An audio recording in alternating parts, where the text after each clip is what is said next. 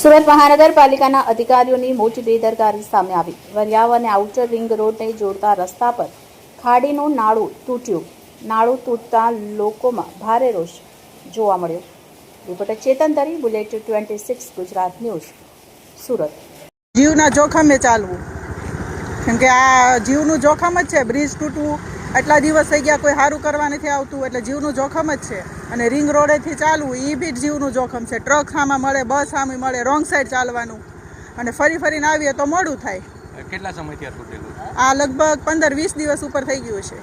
પહેલો વરસાદ આવ્યો ને જે બહુ ભારે, ત્યારનું છે આ તૂટલું। કોઈ આવતું નથી? ના, કોઈ નથી આવતું। બાળકોને શાળાએ લેવા માટે ઘણા હા, સ્કૂલે લેવા મૂકવા જવું હોય બધાને બહુ તકલીફ પડે।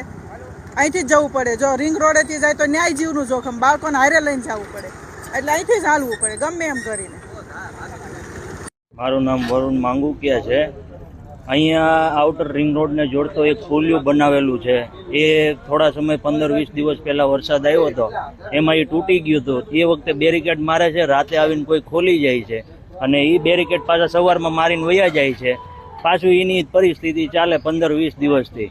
કોઈ આવીને અહીંયા રસ્તાનું કોઈ ફોટો નથી પાડ્યો, કોઈ નથી। 4 થી 5 વાર બધાએ અરજી આપેલી છે, કોઈએ જવાબ નથી આપતું, કાંઈ નથી। ખાલી અરજી આપે તો એમ કહી દે કે ભાઈ અરજી તમારી સ્વીકાર લીધી છે, તેથી વરસાદ બંધ થાય, જીવનું જોખમ જ છે। બ્રિજ તૂટવું, આટલા દિવસ થઈ ગયા, કોઈ સારું કરવા નથી વાહન આવતું, લઈને એટલે જવું હોય જીવનું તો જોખમ જ અહીંયા જો ઢાળ ને છે। એવું બધું બનાવેલું, બધા આમથી કુદાવી જાય કે અહીંયાથી તૂટી ગયેલું છે, બધી બાજુથી તૂટી ગયું છે, ગાડી જવા દેશે અંદર તો શું થશે? કેટલા સમયથી આનો જવાબદાર આ કોણ રહે? લગભગ 15-20